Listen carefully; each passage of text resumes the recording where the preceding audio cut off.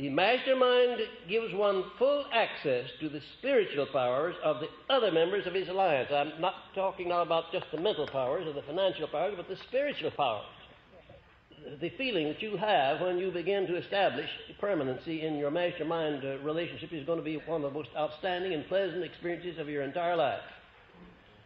When you're engaged in the mastermind activity, I want to tell you that you have so much faith, you know that you can do anything that you start out to do. You have no doubts, you have no fears, you have no limitations.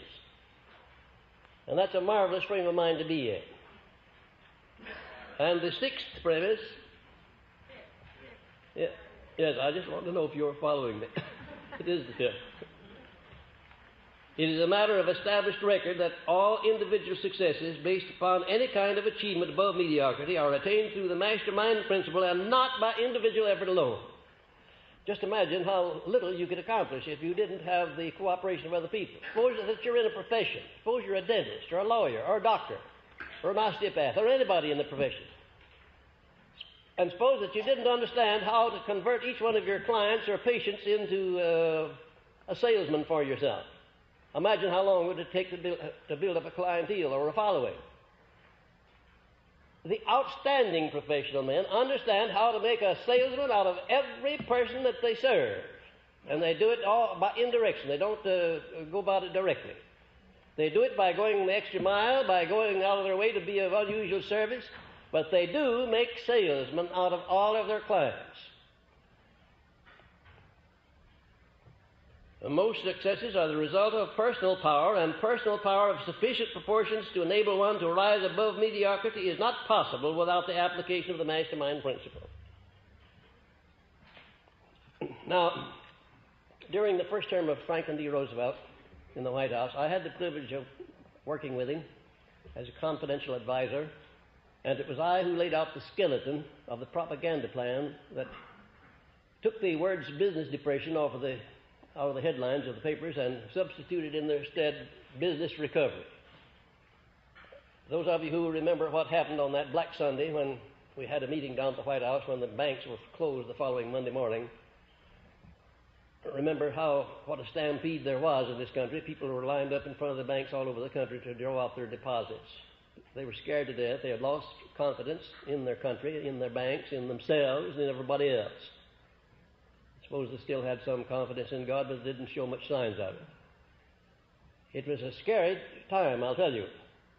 And we sat down there and worked out a skeleton of a plan of procedure that created one of the most outstanding applications of the mastermind that this nation has ever seen, and I doubt that any nation on earth has ever had the equal of it.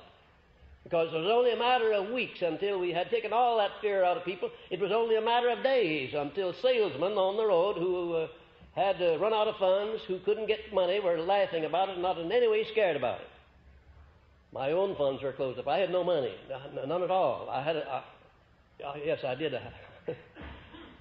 I must tell you, this is funny. I got very smart when I found out what was coming, and I ran down to the bank and got a $1,000 bill. Well, I might just as well have had only 10 cents. Nobody could change it. It wasn't worth a nickel. Not a nickel. But I wasn't scared because everybody else was in the same boat that I was in. But something had to be done about it, and Franklin D. Roosevelt was a great leader. He had great imagination. He had great courage. Here's what we did. First of all, we got both houses of Congress working in harmony with the President. The first time in the history of this nation that both houses of Congress, Democrats and Republicans alike, got behind the President and forgot about what their political faiths happened to be. In other words, there were no Democrats, there were no Republicans. They were just Americans down there backing the President and everything that he needed in order to stop that stampede of fear. I have never seen anything to equal it in my life. I never hope to see it again. I wish I could, but I don't hope to, because there was a great emergency on then and something had to be done about it. Second, the majority of the newspaper publishers of America, everything that we sent out, the newspapers published it. They gave it marvelous space. And then the radio station operators, they gave us marvelous help despite their political beliefs. And the churches, all denominations, that was one of the most beautiful things I've ever seen in this country. Catholics and Protestants, Jews and Gentiles, and all of the rest, pulling together as Americans. I want to tell you, it was a wonderful sight. A wonderful sight. What a wonderful thing it was. They all got behind the president. Every one of them made some sort of a contribution toward reestablishing faith in the people of this country.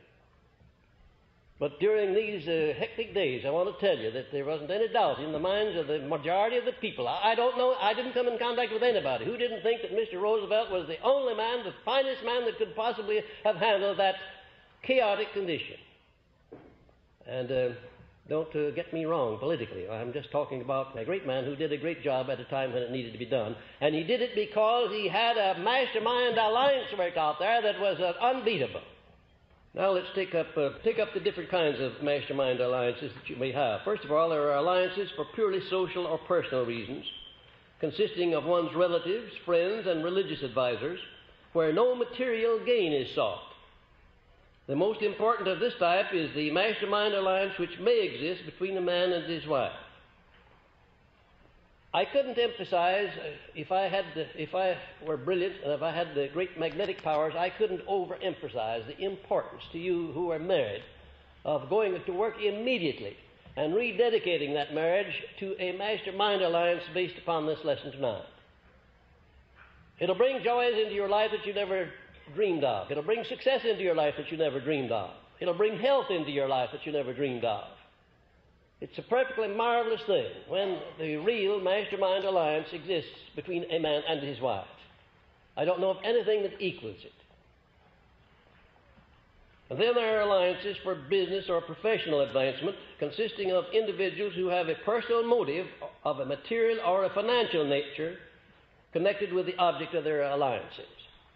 Now, I imagine that the majority of you who are in this class now will be forming your first mastermind alliances for purely economic or financial advancement purposes. And that's perfectly legitimate. That's one of the reasons why you're taking this course. You want to improve your economic and financial condition. And you should start in immediately now to form a mastermind alliance for that purpose. And if you only can find to begin with one person, that's all right. Start out with one. And then look around until the two of you select another one. Now, you can't select another one, but the two of you. When you go to select the third party, be sure that the second one that you've already selected is in accord. You understand that? That's important. And then when you go to select the fourth, the three of you then will pass on the fourth. And you'll go over the matter very carefully before you make him a member of the alliance. And then when you go to select the fifth, the four of you will select the fifth. You see, in a mastermind alliance, there's no such thing as one person dominating, except in this respect that, generally speaking, one person is the leader. He's the coordinator and the leader, but he in no way undertakes to dominate his associates. Because the very moment you start to dominate anybody, you find resistance and rebellion. Even though it's not open rebellion, it's rebellion nevertheless.